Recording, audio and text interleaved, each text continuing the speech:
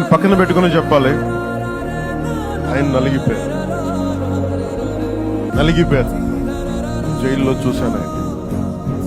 పాపం భువనేశ్వర్ గారి బాధను చూశాను. నేను అనుకున్నాను, అమ్మ మీరు కన్నీళ్ళు పెట్టుకోండి, మంచి రోజులు వస్తాయని చెప్పి మంచి రోజులు వచ్చింది.